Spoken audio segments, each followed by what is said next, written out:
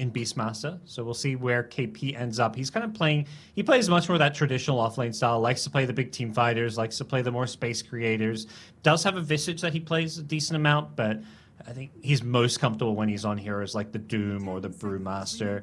The Centaur was something he used to play if you go further back. So I would expect more kind of traditional heroes out of him.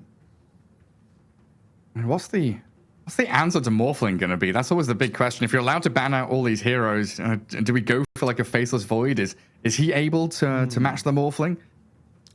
Yeah, we've seen, I think, teams take two approaches, which is one, try and out carry Morph late game and like get your your TBs and stuff.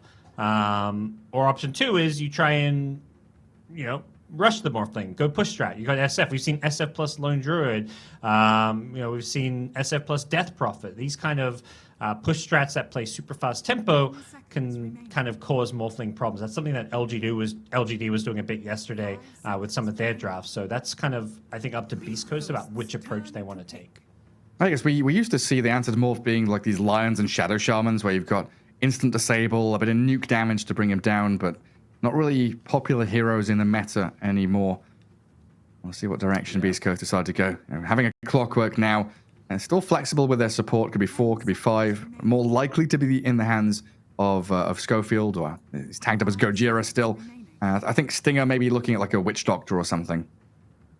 The range 5s for him, that makes sense and gives you some good damage output that maybe can pressure Morphling later on. I think one of the other options I didn't mention too when it comes to playing Morphling, having a Vessel Buyer. We've seen some of these offlaners like Enigma where it's like, okay, instead of getting Wraith back, I'm going to go for the Spirit Vessel. So maybe Beast Coast will pick some offlaner that just naturally builds into a fast Spirit Vessel, and then you've got that way to kill a Morphling easily.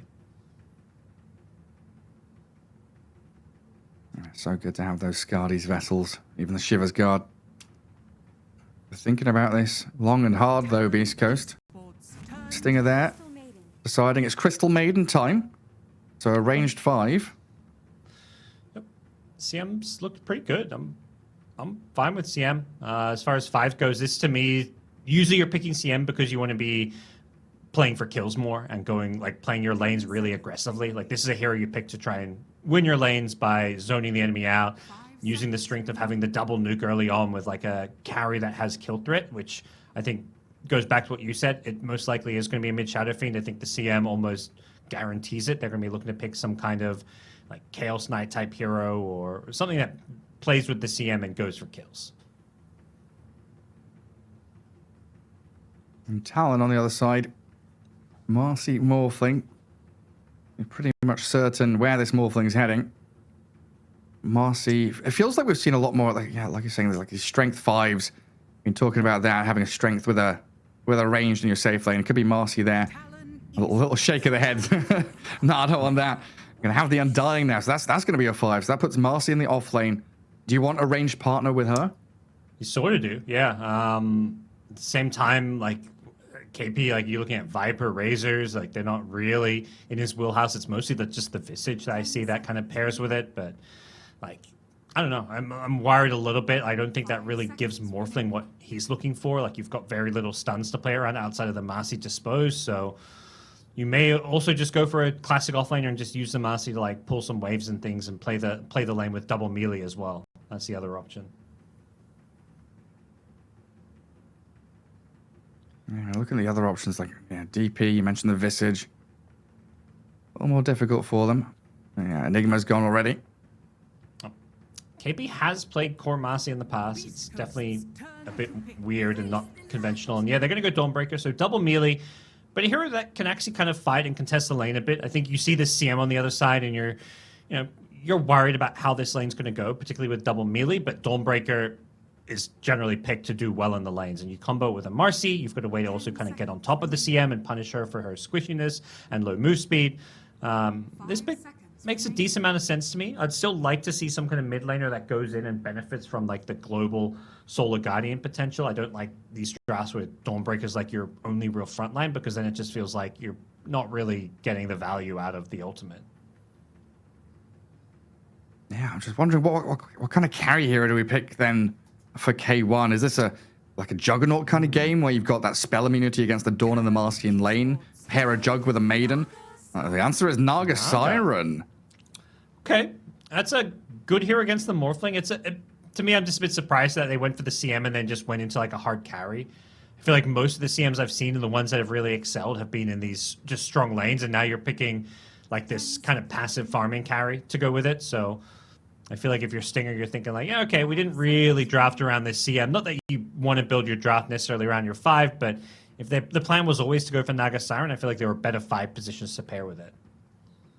I mean, Alka and Aura is going to get a lot of value this game, though. Shadow Fiend, Clock, Naga, all like spamming their spells constantly. We'll see where they head, though, now. As we need that Whisper hero for the final touch to Beast Coast draft. And still looking for a mid from Makoto over on Talon. I haven't seen all their games here, but I wonder if Whisper's still playing all his like weird offlaners. I mean, Batrider's not a weird one; it's something he's amazing on. But like going back to Texas, he was playing like pucks and things in the off lane and just pulling out some very unusual heroes for his hero pool. Yeah, it's kind of sad. I wanted to make the same point, but Puck and Lesh are both banned by Beast Coast, so they've kind of removed the option themselves. But yeah, you're right. I mean, Whisper very often is the carry of Beast Coast from that off lane, always overperforms in his lane and kind of keeps them in the running out of that laning stage. And so he has been playing some of his weird off lanes. He's played Snapfire so far. That's the main one. But so far at TI group stage, he's played 2 games of Snapfire, 2 Pengos, Lycan, Beastmaster, Enigma, Magnus, Batrider, and Centaur. So, okay. And one of their wins was the Snapfire game. So could be a consideration, but we'll have to see. It does pair with the Clockwork. Is it banned out? No, it's not banned out. Do you think that's something they may want then? Maybe. I mean, is Veno an option here? Because that's another one that Whisper likes to play. And you're into Morphling Undying, so it doesn't, I don't know, it doesn't feel like Talon can kill the Veno, and he's going to put pressure on the Morph early on. Yeah. I think Veno's definitely an option and looks pretty solid here. They have final last pick of the draft too, so they can at least make sure it's a good Veno game. I guess maybe you're worried about some of these mid laners that Talon can get their hands on that are going to rotate and make Veno's life a bit difficult, but as it stands, yeah, I think Veno fits the draft. Yeah, out goes Zeus and the Ember Spirit. It's nice they've got the Clockwork because that's support as well for Beast Coast. So they've got support that can start team fights and break vision. Yeah. If you're Talon, you're thinking, what do we do about Naga? Like, what's the answer? The magic damage, illusion clearing mids, the Zeus and Ember banned out. There's some other like okay options. Your kind of Kunkka type heroes maybe don't feel great. There's not really enough magic damage maybe coming out there. There's Void Spirits, but Lina? Yeah, Lina's, it's more right-clicky, but it is an option. Okay, there's more magic damage. Okay. There we go. And a hero, Quap versus SF. We get to see a fun mid matchup. Always a fan of seeing Quap SF. Yeah, things have changed a bit over the years, haven't they? With these razors getting buffed over and over again. We see the move away from the dagger build, because you try to dagger, you get triple raised. And things aren't very nice for you. Yeah, definitely a lane where I think SF has an edge, but they're picking this because they see this Naga and feel like they need at least something that's going to, come out with some solutions to the hero. And also you're going to feel like, if you get any kind of support rotation, there's kill threat on Shadow Fiend. So with a Marcy on your team, maybe thinking they can make some early moves, contest some runes, and pressure the SF at least a little bit. Let's see what it is for Beast Coast. And Magnus is there for Whisper if he wants it. Add a bit more team fight and jump. Try and catch people out potentially with RPs and skewers. I think Veno's still a decent option. There's no Beastmaster, no Timber, no Bat, no Puck, no Pango, no Doom. So the hero pool has been whittled away little by little. It feels like they need a tanky hero, like an Underlord or something almost. Yeah, we're playing with Shadow Fiend. You got these Naga illusions, I guess. Ooh, Visage. All right, that's a new hero for him this tournament. Gives them just that kind of team aura hero. I believe we're going to be seeing your typical Wraith Pack kind of stuff. And paired with the Clockwork, this is a pretty strong lane. Like, you've got that burst potential coming out from Soul Assumption that can, threaten kills onto this Morphling. Plus, it's a ranged offlane. We talk about wanting ranged offlane is with the Hide Undying coming out. So it does fit kind of what they were looking for. Yeah, I mean, not just a new hero this tournament, but looking back, they played it once in the DPC and they played it once at Arlington, and that's it. Not just Whisper, but the team. Beast Coast have 2 professional games on record with Visage, so hopefully something they've been trying and testing in scrims, because they were always a team that kind of ignored the hero, and a lot of other South American teams had dedicated Visage players, and Beast Coast didn't. So yeah, curious to see how Whisper's kind of shifted here and picked up a new hero to add to his diverse pool of heroes already. Yeah, I think it's a hero that can kind of push the tempo a bit, and I'm curious to see how fast Beast Coast look to play. Also, whether the SF goes magic or physical damage. I think given you're against the Morphling, maybe you're considering more magic damage build. The Aghanim's Morphling is just so annoying for these Agi carries, which is partly why they picked the Naga, because that's a hero that doesn't really care about the Ag Scepter as much. These illusion heroes just don't get countered by it. So yeah. Definitely some good options for Beast Coast when it comes to how they want to itemize and play this game. And if it is magic damage SF, there's a lot to set up for him here. We've got Hookshot, Song, the spells from Crystal Maiden allow C-Smile to kind of get in and out of fights, dealing his damage as he sees fit. And great ways to reset as well. Like if Beast Coast get jumped on, or if they're trying to turn tail, same kind of spells. These initiation spells are also doubling up as defensive mechanisms for Beast Coast. While Talon, looking at their draft, you see laning prowess. Queen of Pain, Undying, looking like they've got some very solid, stable lanes to get the farm up, because they need key items to really break out of the laning stage here. Yeah, absolutely. I think having these lanes go well is going to be key for them. I haven't been sold on Dawnbreaker as a hero in general, whether it's support or off lane. But picking at this game, I think Talon just felt like they didn't have too many amazing options to play into Beast Coast with, and I think this Dawnbreaker lane especially needs to go pretty well for them. Well, away we go into game 1 here. Best of 2 in the group stage, and we are down at the bottom of the group for both of these teams, needing victories wherever they can find them. And C-Smile already out there with his early Observer Ward. Beast Coast and Talon all smoked up. And Talon maybe even looking for a fight. And converging on the bottom rune spot. A couple of good bits of vision here, trying to keep tabs on where Beast Coast are lurking. But the smoke breaks on K1 and KP. And both of them retreating a little bit. KP just going to hold the high ground. See if Talon look to force his fight. They have got the Undying Decay to play around, but Naga not really the ideal target to go in, and they haven't really got any stuns to play around, and maybe a level 1 dispose, but K1 going to send these illusions out. He's going to scout them out. Giga's up. Yeah, definitely a limitation of Talon's draft, though, having what, 2 stuns? Dawnbreaker and Marcy, neither of them really guaranteed or consistent. So starting team fights, could be a problem for Talon here. Just maybe send Hides Undying charging in to try and give the vision for Queen of Pain, Morphling, Marcy. The upside, of course, all 3 of them having maneuverability spells gives them that opportunity to play around that vision a little better. They found 23 Savage top, so they get some good damage out on him on the way to the lane. This was a nice job intercepting him. Just all this chip damage. They've even got a soul assumption, but not sure if he wants to throw this one just yet. Yeah, holding it for now. So he'll heal up. Yeah, that's the Crystal Maiden now TPing bottom as the Clockwork getting some cog blocks. Holds the wave in front of his tier 1 top for the Visage as well. So multiple wins across multiple fronts for Beast Coast there. That's old school. I haven't seen that one in a while. That takes me way back. Ah, good old cog blocks. Do you remember back in the day, Dire Side bottom tier 2? Do you remember that move? With Clockwork, or? Yeah, with Clockwork. You could cog block 3 creeps, and 2 of them would get stuck in the trees and just stay there forever. I don't remember that. That sounds pretty damn strong, though. Yeah, it was pretty big. Everyone's come up with so many different like creep manipulation stuff in these side lanes, or random pulls. Like you used to be able to pull creep waves on the ancients and stuff with fissure blocks. Constantly getting patched by Ice Frog. He's just like not having any of this crap. Yeah, that mid lane dire jungle camp with Rubik or Tiny tossing or telekinesing the creeps in.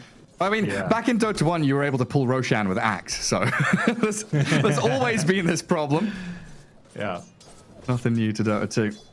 It's just funny how players get so good at finding exploits, essentially. I mean, At least that's what it seems like Iceberg is saying these are exploits, because every time they're found, they're quickly patched out. Yeah. And stop messing with my lane equilibrium. Even if we're buying boots and dragging waves, making sure you can't drag the first wave, only after the second. You start doing that. I'm trying to balance things around actual lanes. You know, there's 3 lanes in Dota. Don't want to try and make it 4 or 5 or whatever it is. A lot of damage being sustained by Talon bottom. This Crystal Nova from Maiden having 3 mangoes just bursting into them. Yeah, it feels like these lanes, like as much as they drafted for the lanes, I don't actually feel like they've got like this huge edge, like SF winning mid lane against the Queen of Pain, which is I think how this lane's kind of meant to go. Naga free farming. It's only really the Visage who isn't having the best lane, despite the lane being pulled back. I think that just comes down to Visage having kind of bad attack damage and animation. It's not the easiest hero to last hit with. They still kill K1 though, left alone by Stinger. Maiden went off for wandering, and KP with Q there, both hitting level 2, getting their big spells out on the Naga. Yeah, that's a big one. And that's the thing. That's why they picked this Stormbreaker to go with Marcy. It's not the ranged hero, but it is a hero that you rebound it and get it disposed, and Dawnbreaker's got the perfect follow-up with Starbreaker and Celestial Hammer. All right, good pairing. Gojira's Clockwork just like behind the tier 1, denying creeps and getting on top of Hyde. It's not been an easy ride here for Whisper so far. And 23 Savage still able to farm away decently, but now with the turnaround inside the cogs, they've trapped the Undying. And Hyde has stepped too far forward, getting burst down by Whisper. That's a nice find for them. 23 Savage hasn't had the easiest of time up in this top lane. He's gotten decent CS, but he's being wrapped around, or at least the threat of a wraparound is there. Instead, Gojira going to snipe a Kuri, and that had items on it. That's pretty annoying for the Undying. He's going to come back to lane and not be able to play around his extra regen. And K1 again being gone on. The spells cast by Talon bringing him within an inch of death, but Stinger's there this time with the Nova and the Frostbite to make sure K1 survives. Only a Tango to his name though, so a long journey towards regenning to full.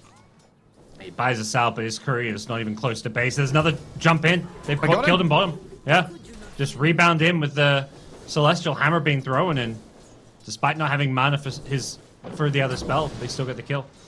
Yeah, big victory for KP. 1-0-1. Very quickly moving towards those phase boots, which is only going to lead to more lane domination. It looks like Queen of Pain's caught up in the mid lane as well. Has the raindrops on the 1, so much easier job of sustaining against the Shadow Fiend.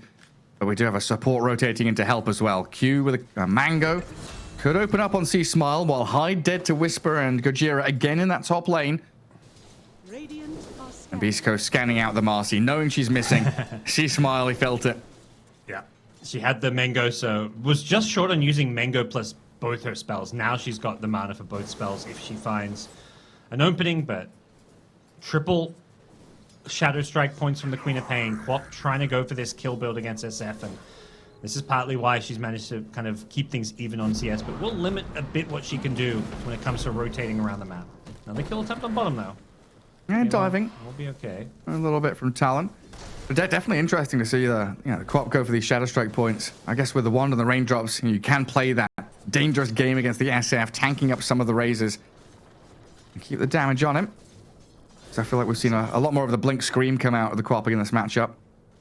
Another rotation though from Q's Marcy. Has the man in a second now. Can go in here.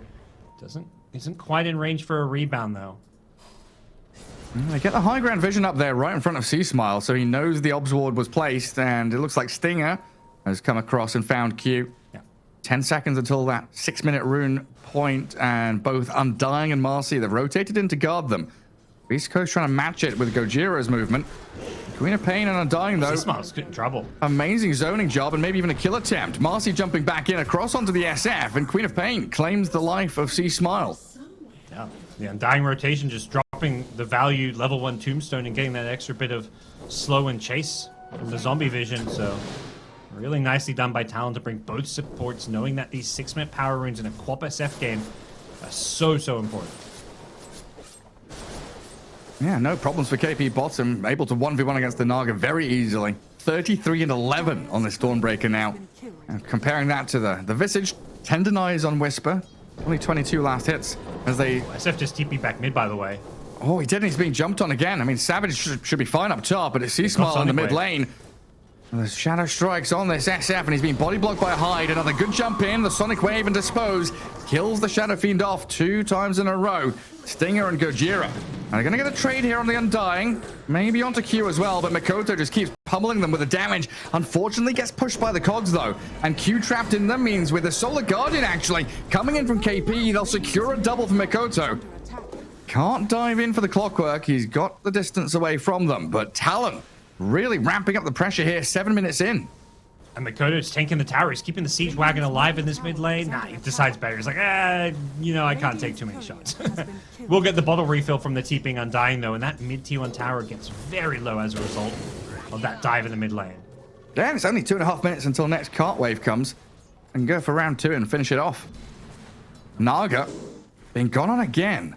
Q and KP pouncing forward. The rebound, the dispose, it's ready. KP with his sidekick on him. What is it? Level 1 sidekick, but still a tremendous amount of damage.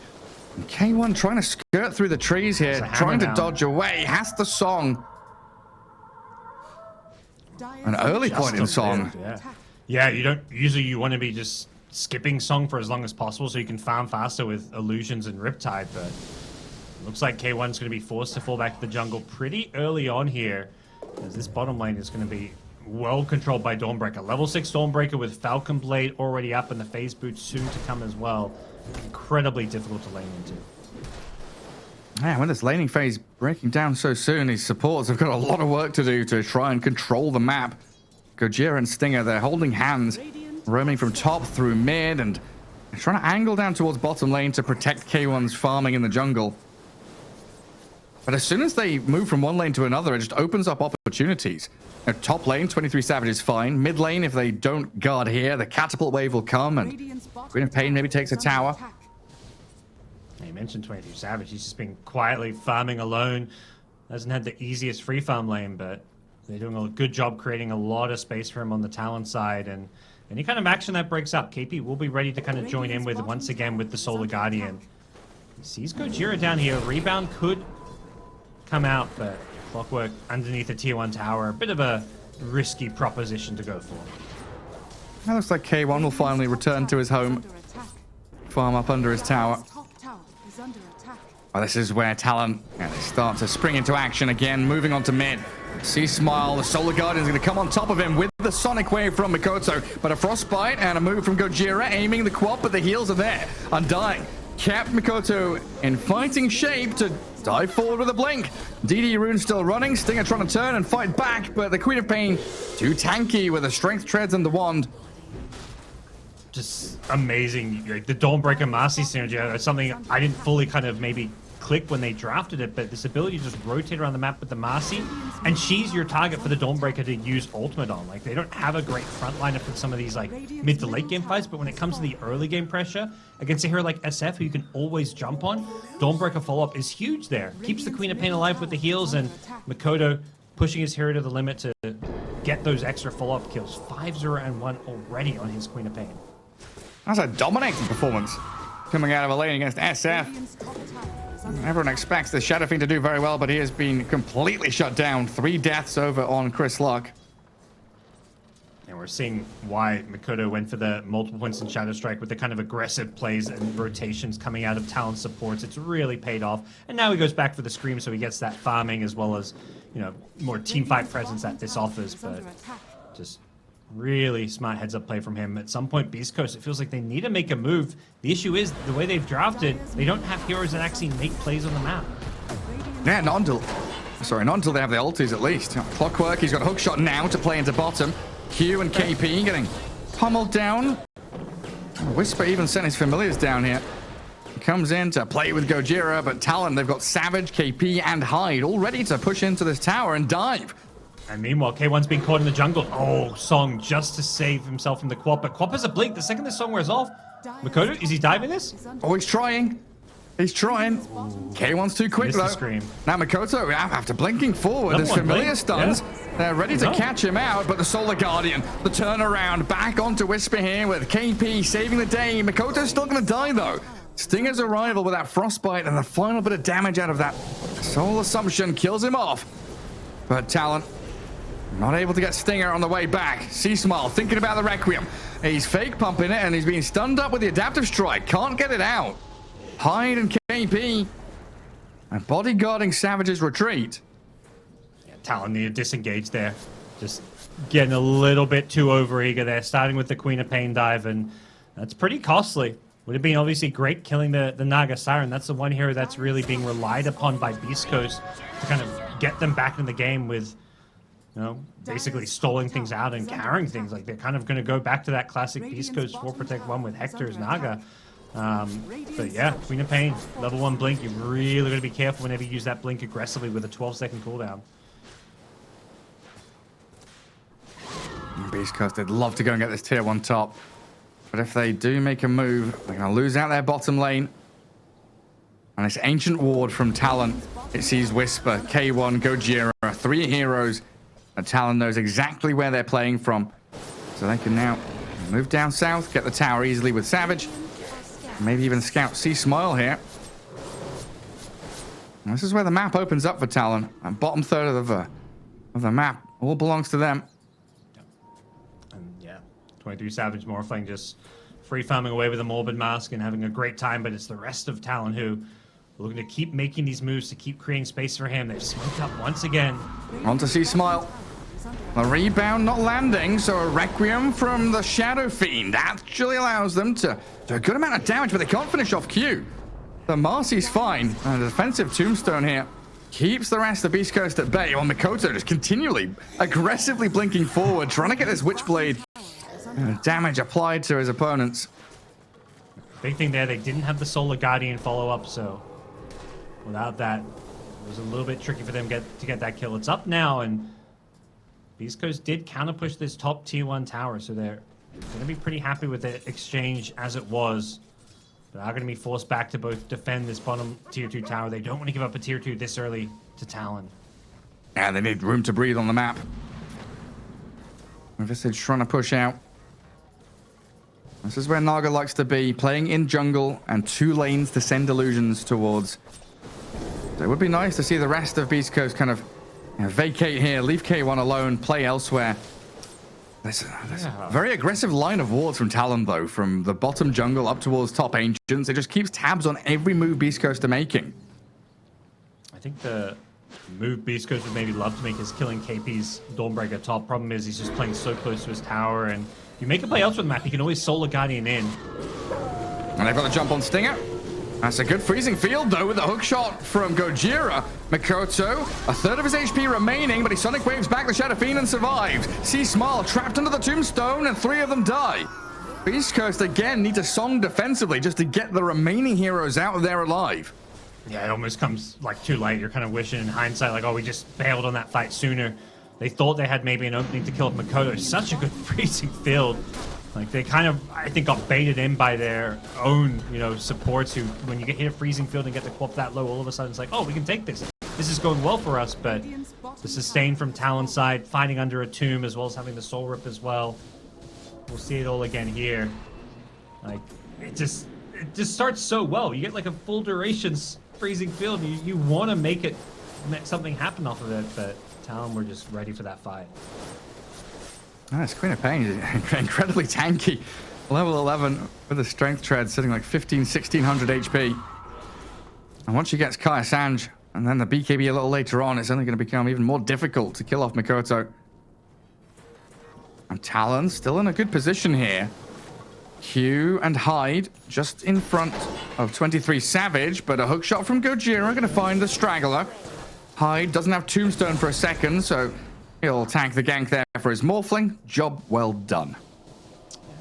Maybe if they had Tombstone, but it looked like Talon were too split up on the map. KP's back doing top lane duty.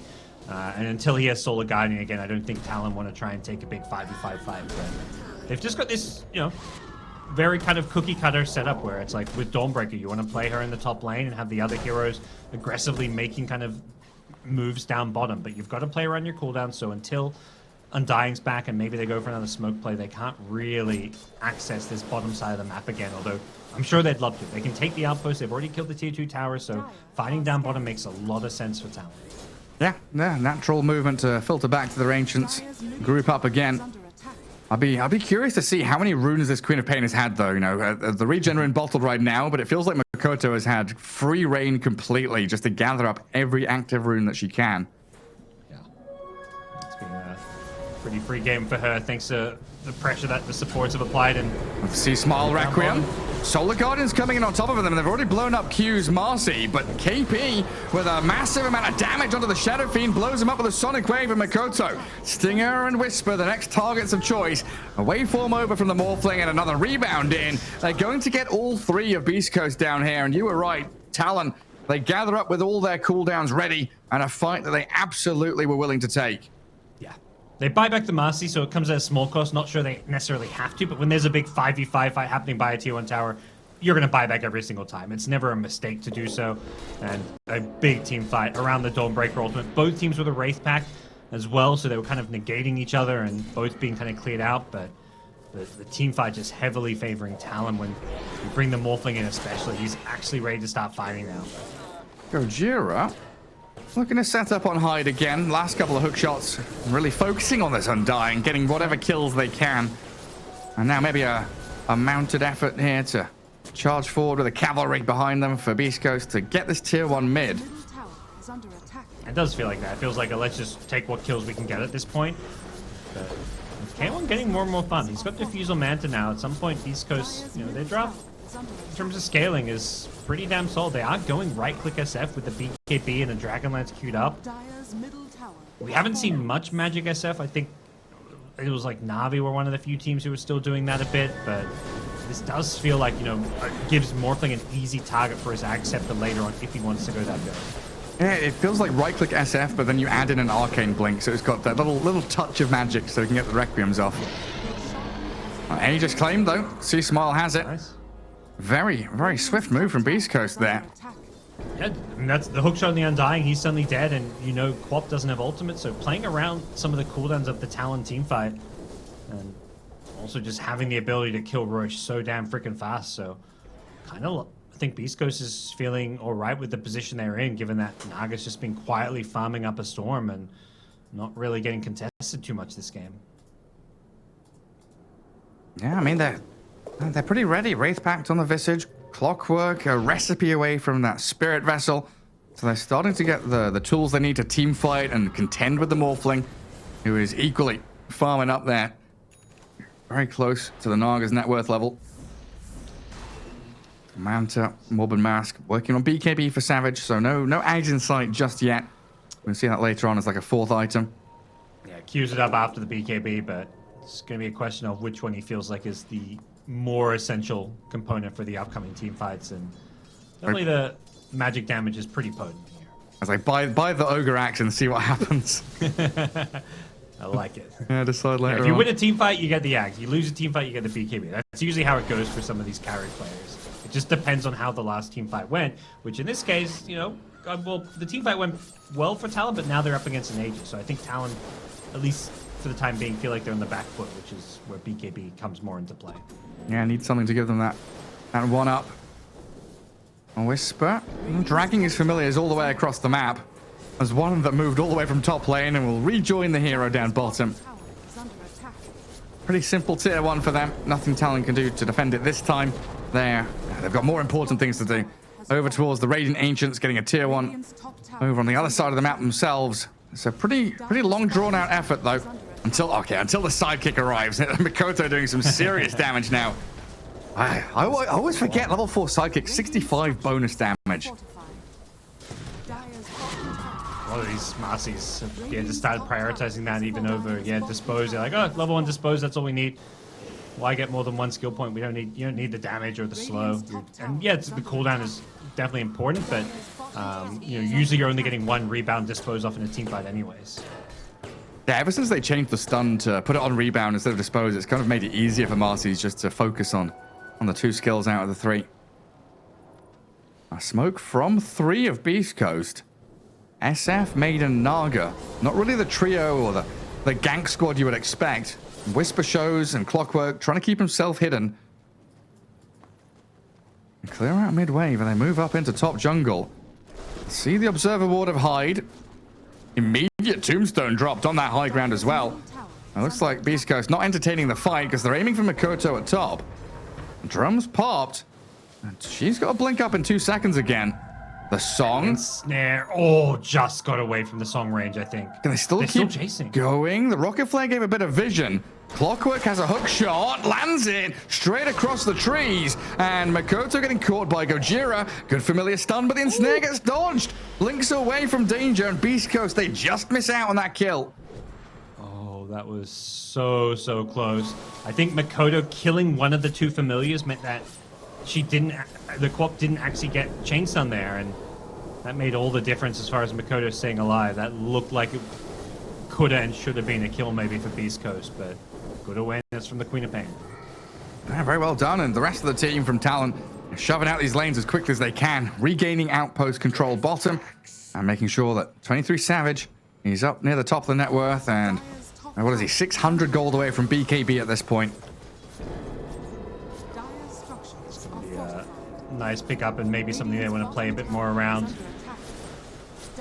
I'm going to let this top tier 2 tower go, it seems. They've already lost bottom tier 2, so outpost already claimed by Beast Coast up in the top lane, which is something that will give them a lot of map control around this area of the map. See, Smile, his age has only got 30 seconds left, so there's not really any incentive for Talon to take a fight until this has expired. But that's going to happen pretty soon, so this could be about time for some kind of a smoke play if Talon feel like they can use this BKB Morphling to set up a good fight for themselves. Yeah, I mean, with the way Beast Coast got that Rosh and Aegis, it's more of a get back into the game Aegis than anything else. Usually with his first Rosh, we see people, taking tier 2s to control the map and gain their lead, expand on the victories they've already had. But it was Talon that were in the lead. Losing out on the Aegis is giving Beast Coast such great opportunities to trade out areas of the map. So we have some answers to what Morphling wants to do. He hits level 15 and gets the Morph duration, not the agility, plus 15 agility. Has the Ags queued up, so I think he's recognizing that. You see this SF's build, not going for Magic SF, and you're like, okay, I'm going Ags, I'm going Morph duration, and this SF is going to be really sad in these fights when he gets his stats and attack speed stolen. Grabbing the outpost back. 4 dire sentries, 5 dire sentries down at the bottom part of the map. Really concerted effort from Talon to remove Beast Coast's vision. They've got a sneaky ward in front of the tier 2 mid that has seen them all move up to that northern jungle. And as soon as they grab that outpost back, yeah, no, absolutely no. Both teams knowing where the opposing side are lurking around. Just kind of swap sides. But the game's slowing down this much, and something Beast Coast, for the most part, happy with. They're the ones playing with Naga Siren.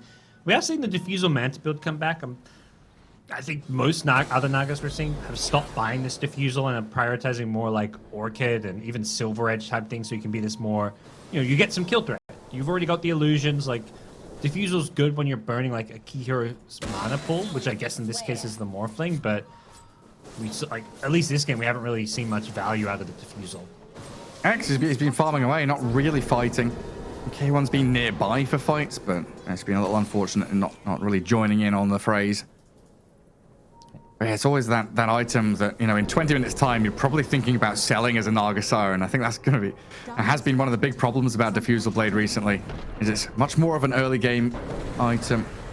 They're chipping. This tier 3 tower is dropping and no one's here to defend. These TPs will come and already a tower's dropped. And Beast Coast, they fall back a little bit, but they're able to hold this high ground, and maybe if Gojira gets a jump. Looking at that Queen of Pain.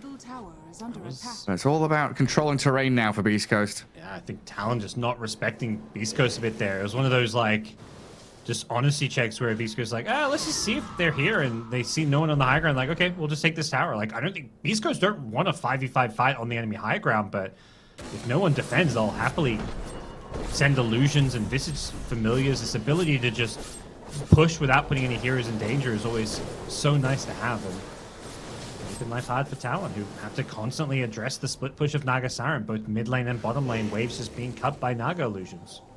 Yeah, kind of nice to see Makoto just blinking all the way across the map to push that top lane a couple of waves further forward, farm in that little spot where there's no one contesting, but it does mean that your tier 2 is being harassed here. I want to fight. K1 Gets off the mirror image, and Q nearly dead. The hook shot actually finds its way in, and 23 Savage, he's dead as well. Didn't get off the shift, and the damage output of C-Smile shredding through everybody. There's no buybacks. Didn't get off anything here. Makoto's still got BKB. He doesn't want to use it for a lost fight. He's going to try and cut some waves, but they've got a couple of melee creeps sneaking through. Makoto didn't get the whole creep wave, so this will be one lane of Rax, I want to say, maybe even multiple. What a huge team fight, and 23 Savage. I think I know what vegetable Twitch chat is spamming right now, because that was a terrible team fight for him. Makoto's jumped in as well, has to BKB. Thinking about the turn with the Sonic wave, but Beast Coast, they're bringing down his tier 3 very quickly. Like that hook shot in the previous fight from Gojira was... I thought, okay, it's nice, you know, you're catching the Marcy, killing her off, but it clipped onto Savage, made sure there was no BKB from the Morphling, and now KP, the one that's struggling, dead for 60 seconds. Another hero down, and Talon gonna have to fight 3v5 if they want any chance of holding onto these barracks. And with the tier 3 bottom lane previously falling, Beast Coast just swing into action there as well. Just getting picked apart one by one, multiple lanes of Raxes. It feels like Talon, I mean, they had this all-in defense of this mid-tier 2 tower. They were trying to fight. They just got like BKB recently on Quap. Morphling, you know, had his full 9-second BKB, but they just didn't get the initiation they wanted. And this is the hard thing with their draft. Marcy's their only initiator. We touched a bit upon it. They didn't pick anybody to start these fights off, and as a result, Q, like if he goes down on the Marcy, it's going to be Beast Coast who have full control of the team fight, because they're the ones initiating, and Gojira, his clockwork, just flawless. And Jap packing around, trying to give some vision here. Talon scanned the pit. It was only familiars in there, but it turned red. There's someone on the outskirts of it. Beast Coast nowhere to be seen. There's a nice bit of dire vision over in that enemy Ancient's high ground area. That's where Talon are trying to hold. But the Tombstone preemptively placed and cleared by Naga Illusions. One of the big teamfight abilities for Talon is now down. And Beast Coast using this opportunity to strike into the heart of Talon's line. BKB from Makoto buying a bit of time, and a Sonic Wave. It'll push Beast Coast back a little bit. But C-Smile with the Requiem and the damage on the Savage, nearly killing him off. The Naga chases forward as Savage is out of there. Turning that quickly though into Hyde and Q. KP about to follow them into the grave. 4 heroes gone again, as Morphling also dying to Gojira. That double damage SF with Agshard just annihilating heroes. Anyone who came near that SF was getting chunked away at 5.5k hero damage in that fight. It was the Vessel. The Vessel killed him. They just ticked down. It looked like he got away. Yeah, that's heartbreaking for Talon in this game. I want to say it's just over off of that. And you've got now an Aegis push with this F Daedalus to go with it. And I don't think there's anything Talon can do at this point to delay or stop the inevitable. What a bizarre game. Like, it felt like Talon had such a good read and hold on this, and a couple of sloppy fights. An excellent initiation and real consistent moves from Beast Coast has absolutely brought them back into this. It wasn't like it felt like they were kind of stalling and buying time for Naga, but at the same time, Talon were here heading towards some key items themselves. But 23 Savage, a kind of Morphling specialist, just not getting a chance to really play his hero this game. Well, they'll have one last hold potentially here around the Tombstone. They've disarmed C-Smile. A Shadow Fiend with Aegis BKB, pretty happy to frontline for his team. And there's another hook shot, catching the Queen of Pain. Talon focusing down the Shadow Fiend, but this Naga focusing on the throne instead. Objective-based gaming from K1. Whisper and Gojira buying time for the rest of the squad, dragging Talon away from the throne. C-Smile does take down Q, but Gojira the only loss here really for Beast Coast as they buy back the Maid and return to a 4v4, and down goes the Marcy. The dieback from her should lead to a victory for Beast Coast now. GG called as Talon lose out on game 1. Savage with a celebratory move onto the Shadow Fiend does blow him up. I was about to say they're kind of holding, but they did GG. I was like, wait, that's a real GG, right? It'd be a bit rough if it was a fake GG at that point. C-Smile would be very upset. Yeah, that was honestly impressive from Beast Coast. When we talk about them being the slow starters, and this feel like, even not just in this tournament, in this game itself, they were kind of slow to come online. They were getting crushed a bit in the laning stage with some of the picks that Talon pulled out. I mean, Talon